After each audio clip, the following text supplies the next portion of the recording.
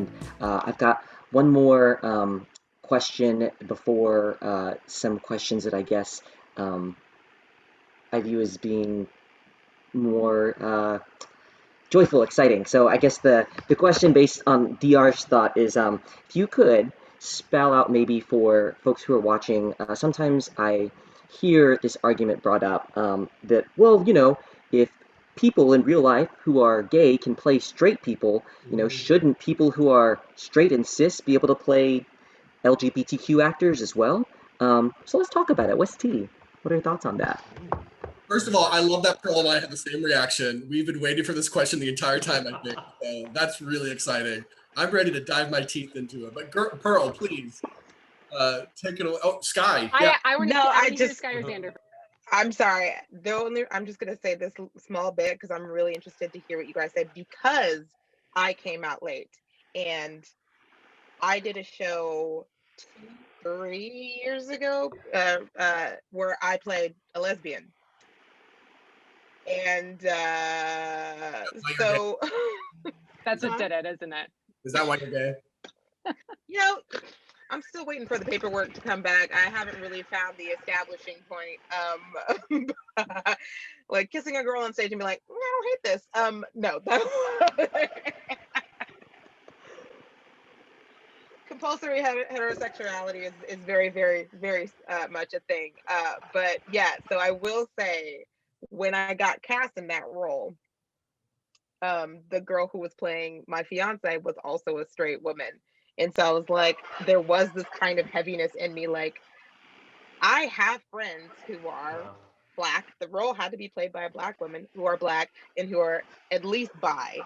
But there was that kind of heaviness in me. Like, I don't really belong here. And then literally like a month later, I was like, no, yeah, I definitely belong there. So it's interesting for me to have that experience and it wasn't the first show that I played a queer person, but it is interesting to not know that I was in the closet doing these roles and then to be completely out and be like, well, yeah, I would feel 100% comfortable doing them now. So I'm interested to see what you guys say as far as, I mean, even for people who are not out. That's another thing. What if people are not out to at least the community or to their families? So for all, on the surface, they're straight. So I'm interested to see what you guys have to say about that. I think, Sky, you get a pass. That's not your fault. That's the theater who casted you's fault. Okay, so you good, girl. You know what you're doing, all right? This is a conversation that we're talking about. It's casting directors and theaters that are making these choices. I don't think we should really be faulting the actors who are showing up and auditioning, but what we need to be doing is making sure that the people in power are representing the characters appropriately. We just heard literally in this conversation from Xander and Clue about how a desire to have seen themselves represented on screen and on stage would have helped them as humans, individuals, and performers. So that right there, the conversation's over. Stop casting straight people in queer roles. I don't want to see a straight Hedwig in The Angry Inch. I don't want to see any straight people in Angels in America. You're done. Because there are people in these communities that are queer and they're actors. They might not be as talented or they may not look as good as the straight people, but that's not what we're supposed to be doing. And I've got a bone to pick with any theater that does that. It's not okay. It's a pendulum right now. And the pendulum has been serving straight people for so long. When gay people start getting parts over straight people, that's when straight people can start talking about, well, why can't I play? Acting is this and that. And they're correct. Acting is being something that you're not. Why should that come at the expense of somebody who actually is that identity and has been given their time and energy and money and went to school for all these things and they're not getting it? It's not okay. Can I move to Pearl and then Xander? Is that cool? Yeah, I feel like just one of the most important parts when people say, but it's called acting, it's just like the point is not that you can't pretend. The point is that jobs, which equal money, which equal health insurance and opportunity, are being taken away. And the point is also dangerous stereotypes lead to literal physical danger for human beings. So in a perfect world where everybody is getting exactly the same amount of parts and there is no there's no sexism or racism or anything, anybody can play anybody. That's great. We'll never get there. So until we're there, you can't give a part to that is representing a marginalized and endangered person to a person who hasn't experienced that marginalization and danger, largely because there's another person who is experiencing that marginalization who should have that job and that paycheck. And representation, seeing yourself on stage, all those things too.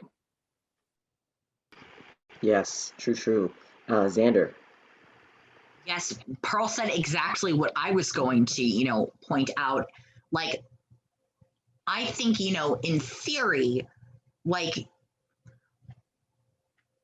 anyone can, play gay.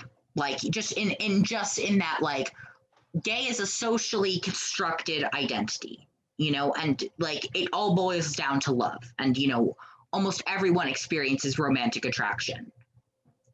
But this isn't what this doesn't exist in a vacuum.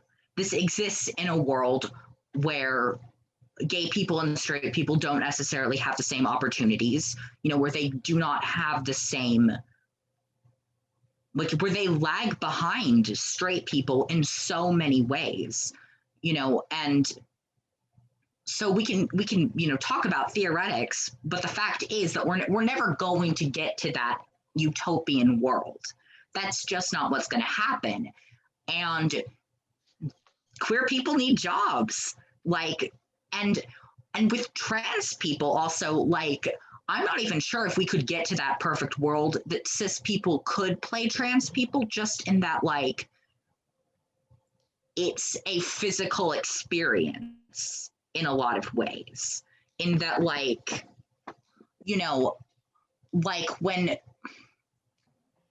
cis people play transmasculine characters, when cis women play those characters, they have to learn what, binding is, and they have to learn how to tolerate binding, which is something that I did for 8 hours a day, technically longer, but I'm not going to say that because I don't want to promote unhealthy binding practices. But, like, they have to learn all of these things that, are just part of our identity, and they have never had to experience. And, like, what y'all have said about, it putting people in danger, like, I think that you can draw a very clear link between cisgender men playing transgender women and the hate crimes, because the fact of the matter is that I am a very, very privileged trans person. I've had the means to transition. I'm white and I'm a trans man. And, trans men, face their own specific issues. But when we're talking about, like, trans people being murdered, it's disproportionately trans women and predominantly trans women of color. And a lot of it has to do with, a lot of it is rooted in homophobia and belief that trans women are tricking men, that they are, that they are not in fact women, but in fact men. And so when you see in the media that like, when people see, men playing women, like playing trans women, and they see that, like, and they see them on the red carpet, and then the makeup comes off, the wig comes off, the identity comes off. It reinforces that belief that being transgender is a performance, that it's like drag, that, that there's a point in my life, where I come home and suddenly I'm no longer a man, where I'm, where you can suddenly just take all that off, and that essentially deep down, I'm still a girl. And that perpetuates, like, these, this rise in hate crimes against trans women, you know, not to mention the fact that like we're not being seen for cis roles, you know, like now finally transgender people are, you know, finally being cast as transgender roles. But for a lot of us, that's all we're getting, you know, if we are, because, you know, once we are out as trans, then, you know, like, that's great. You know, we might get 1 or 2 roles, but 99% of the plays being produced have no transgender roles in them. And then we're not even considered because now we're a trans actor, you know? I'm sorry, I kind of ranted there. Don't be sorry. That was so wonderful. Thank you for voicing those things. Jonathan, had you Sure. still had something? Oh, Yes. and then I was going to ask, just because I think the way my speakers might be set up, I might request that you uptick your volume speaking wise, like maybe 1 or 2 notches. Okay, sure. Thanks, Jonathan. Yeah, I'm trying to do my volume real quick. Um, where is it? Oh my! Oh crap! Okay, there we go. This is better. Oh my god! All right. So I just wanted to say that in terms of this conversation about uh, straight actors playing queer roles and vice versa, I kind of want to go back to something that uh, DR said earlier about this idea that in terms of casting, um, there is this I oftentimes I think a mentality amongst uh, casting directors and other theater folk to that it does fall into that thing of, oh well, the talent just isn't out there within that particular community, right? The talent or the experience or the training or what have you. And I think that for me, so much of that goes back to all of these really uh, difficult and oftentimes traumatic experiences that queer actors oftentimes have early in their training and in their education, particularly at the university level, whereby the thing that is most authentically you is oftentimes um, beaten out of you, for lack of a better way of saying it. Um, and and and it's taken from you or you fight to keep it, but ultimately what happens is that over time um, uh, queer actors are pulled so far away from uh, the the craft that they love, that therefore their straight cis counterparts are actually the beneficiary of the same training and the same opportunities that they've been denied. And so later on, like, you know, 5, 6, 7 years later, you have that situation of now having an incredibly talented artist who, when they walk into um, a room to audition or try to come into a particular fold or a particular theater community to work, um, uh, the prejudice, or not the prejudice, but the very simple fact that we then put that piece on it about the training or the experience or the talent, when in actuality, that's something that that they've struggled with maintaining and keeping for, you know, for so many years. And so then it becomes like this kind of self-fulfilling prophecy whereby now that is the quote unquote reason that directors and casting directors give for why, oh yes, there's this really amazing, talented straight cis actor who can play Prior Walter in Angels in America, and he's brilliant, and it's really about the talent, and it's really about the skill, and it's not, none of that other stuff should matter. And then the other thing too is that, like, with the idea of queer actors playing playing straight roles, first of all, I think oftentimes,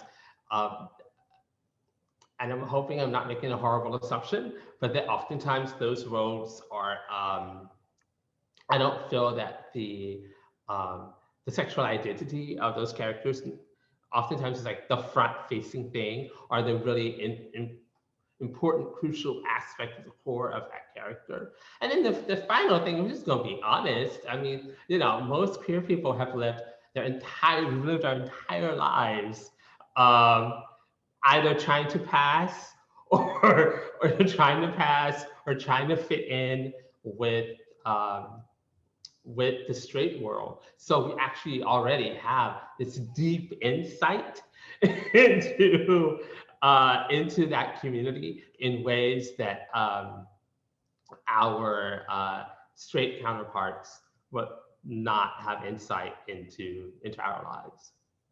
So. Wow. Thank you for that wisdom, y'all. Yes, I'm so thankful for all of those thoughts. We're just about to wrap up, but I do have a couple more questions that really might be a celebration of things, and also you, and what things, you know, we're kind of looking forward to. So first question would be, what are the worlds that you want to imagine or dream into being for queer and trans people? Are there kinds of stories that we're not seeing and that are particularly, you know, itching at you, or that you're hoping that we get to see more? Go ahead. I hope I have not horribly misinterpreted the question, but I want to see more than tokenization. Like every single show that I've been in, you know, I was the one transgender person, you know, and so I want to see transgender people in more than one capacity. You know, I want to see more trans playwrights. I want to see more trans costume designers, because our bodies are different, you know, and I want to see, you know, more like transgender designers, more, you know, and I think, you know, we fix this problem by having transgender people in every area. You know, like, you know, we need queer people in every area of theater. You know, we can't just be playing ourselves on stage. You know, we need directors, we need producers, we need people who are casting, you know, we need people who are costuming. And I think, you know, writing, you know, like being, you know, like that was, you know, I've always loved acting and I've always loved writing. But what really made me do the push to playwriting is I was a part of a show, you know, that was being written by a cis person. And someone asked, like, you know, so it was about trans identity, and, you know, it was written by a cis person. And like the person who commissioned the playwright was asked, well, why did you have a cis person write this play? And their response was, well, there aren't any like trans playwrights that and so like I remember I was sitting there and I was like, I take that as a challenge.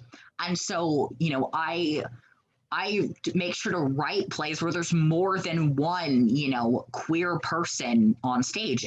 And then that ensures that, you know, there need to be queer people who are hired, you know, for those jobs. You know, like I always make sure to specify, you know, when I write like my little character descriptions, you know, like you need to be casting, you know, like I'm not going to give you the rights to produce any of my work if you aren't casting it authentically. You know, like they don't need to perfectly align identity, but you need to be casting the trans roles as trans people, you know. And so I think I want to see more stories of joy. I think that like, because I really thought I was going to die before I was like 20, because there's so much of like, like what in trans, specifically in, like trans media, there's so much of, it's like hate crime or, suicide, or like, and that's about it. There's not a lot of, like just happy representation, like it changed my life to meet a transgender man like in his 60s. Like I was part of this like really beautiful like like theater project at DNA Works, and so like they brought like they brought like queer youth and queer elders together, and we actually wrote like little plays together, and oh my god, seeing like people like in their 50s and 60s and 70s who were trans and queer, like oh my god, it was just like you can make it.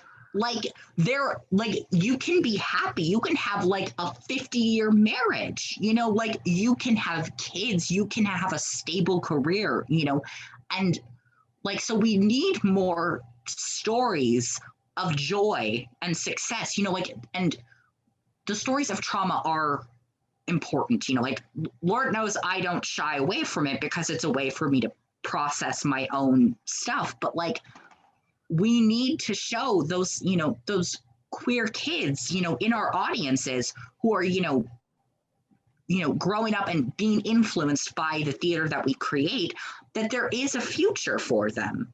We need to not reinforce hopelessness. Love that. Who else? Who else has got worlds that they want to see, stories that we need more of? Yes, DR. Going off of Xander, just celebration. I want to see stories of celebration. I want to see our history. There is so much untapped history of the LGBTQ that we've not even begun to scrape the surface of. I want to see more lesbians, more bisexual stories. And it's not just because you're here, Pearl. It's very true. Like I want to rearrange the letters in our letters to be TBLG, going from the most marginalized in. So they get first placed. Transgender, bisexual, lesbian, and the gay man. We're fine. We got it. We're good. Don't worry about us. But what I really want to see stories of is what I've been calling this this nonfiction fantasy. Quentin Tarantino's been doing it. The idea of like killing Hitler in Inglourious Bastards, reimagining what happened in, oh, sorry, spoilers. Reimagining what happened with Sharon Tate in Once Upon a Time in New York. Just because it happened in history doesn't mean that it has to happen now. What if people in the 80s didn't die of AIDS? That's crazy. Wait, we can imagine that. We are the creators of our stories and we get to do that. We're not bound by these things anymore. So why not reimagine who we are and what we can be, because we have that power. We're fucking queer people. We've been given that as a birthright. We don't need to follow what the heterosexual people have been doing for years. And frankly, what they've been messing up for years. Sorry. We can do what we want to do and make it our own. That's what I want to see. Love that. Sky, and then Jonathan. Just real quick, I'd like to see stories that are not through the scope of a cis white straight man.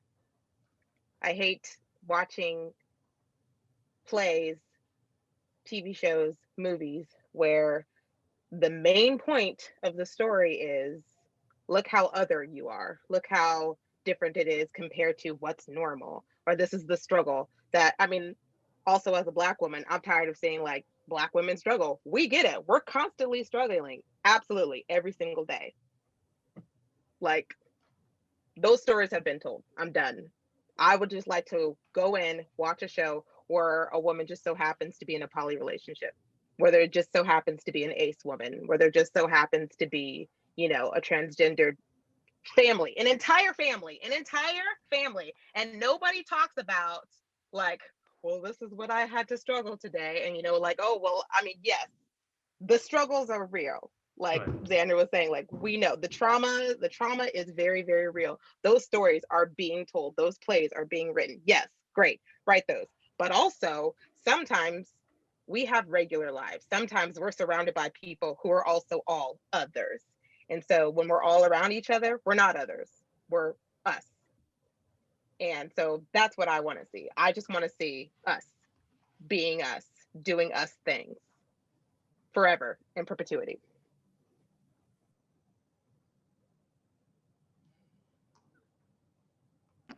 Love that so much. Jonathan. I want to see a queer adaptation of Mad Max Beyond Thunderdome.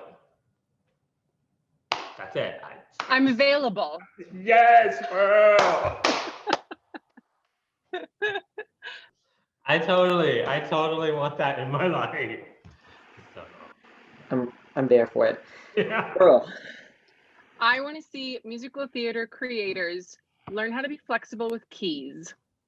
And I want parts to be open to different genders than they were intended for, or different gender expressions than, or not intentional, and say, this part was originally played by a cis man, and if it is going to be played by somebody with a different vocal range, here's the sheets for that. We can do that. It can be done. Keys are changed when you have like stunt casting and it's a star who has a short range or something. That if that is coming up more and more as like this really convenient excuse for keeping the gender roles that are written into canon musical theater, and it's not that hard to change a key. Yeah, I got my start in musical theater and I had to give it up in order, because like I was like, my voice was changing, and I was like, they're not going to have a part for me to sing right now, because like, they have no place to cast me. They have no, and like musical theater still very much lags behind, in like trans voices, Yes. and like I completely agree that we need to allow for, voices that don't sound normal, but are perfectly capable of singing just as well as anyone else. Just because they're in a different key shouldn't mean that they have to be excluded. Nope. And more interesting than the voices that have been trained up in the same modality that we've been hearing for 150 years. Yes, exactly. Literally that. And then real fast. All those things I want to be normalized. I don't want it to be like, oh my God, Patti LuPone is playing a male. That's so brave and amazing. This should all be normalized. This should be next.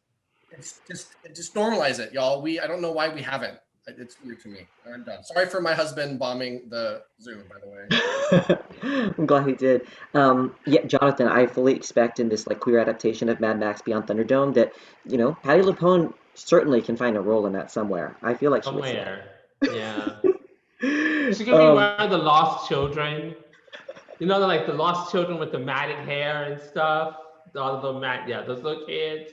Maybe she could be one of them. Mm-hmm. I can see it.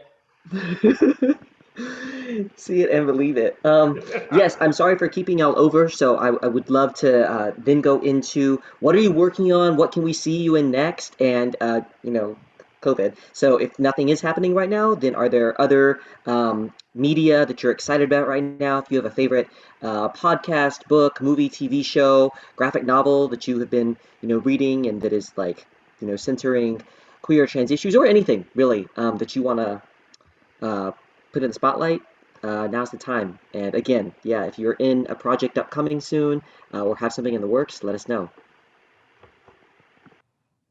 Xander. So I'm a second time winner of the Young Playwrights Festival, which is this like nationwide thing for like playwrights ages 9 to 19. And so I'm currently, working with my mentor on, like refining it, because it's going to get produced, I think in July. It's like the third week. It's like the second week of July. Like I think it opens like July 11th, and the particular story that I wrote is about two trans men, you know, and it's like about like their particular conflicts, but it's also kind of about like the conflict within the trans community right now, you know, and but it's also very sweet and cute, and also has a dog and a cat in it, you know, and it's about like all, you know, different types of love, like familial love, platonic love, romantic love, you know, and how those can like overlap and intertwine. And so anyways, it will be, you know, there's 4 characters and 2 of them are trans, so at least half the cast will be trans. And so that'll be going up sometime in July. So if you want, I'd really appreciate it if y'all came to watch my show. Ooh, that's awesome. Yeah, if you have a link to it, feel free to drop it in the chat, and I can ask Mercedes if there's a way that we can boost these as we share the video. Anyone else got something going on? Oh, yeah, great. Okay, I saw a whole bunch of hands, so whoever wants to set foot, please, because I don't know who put their hand up first. I have a new play opening at DTC around the top of the season. It's called Cake Ladies, and I'm really excited about that. And it's my my little Valentine, my own personal Valentine to Tony Kushner's Angels in America, which is a play that had incredible impact on me growing up. And I'm also finishing up the second draft. It's so weird that we're having this conversation now. Finishing up the second draft of a new play that the title is actually, I don't know if you can see this, but the title is actually A Queer Black Rom-Com for Eastertide. That's the show, so I'm really excited. That sounds awesome, Jonathan. Can't wait for that. This is probably not going to work because when this airs, but I'm doing a performance art piece tomorrow for George Floyd Week with Next Generation Action Network. So mainly anybody in Dallas, if you're free tomorrow at 7 o'clock, we'll be meeting at the Dallas Police Department. And I'll be leading all those there through a little performance piece involving stones and names, a Jewish tradition. And then Cinewild, the monthly LGBTQ film series that I produce, will be screening Paris is Burning June 19th at the Texas Theater. This is our first in-person screening. Oh, wow. Cinewild hasn't been around for a year and a half because of COVID, so I'm really excited to come back and to show such an incredible documentary that Pose has definitely kind of reinvigorated. It was actually the first screening that we ever did 8 years ago, so it's nice to kind of return with that film. And it's just an incredible movie. If you've never seen it, it's no better time than to see it during Pride Month with a bunch of queers on the big screen and supporting a local theater in Oak Cliff. So June 19th, come out if you can for that.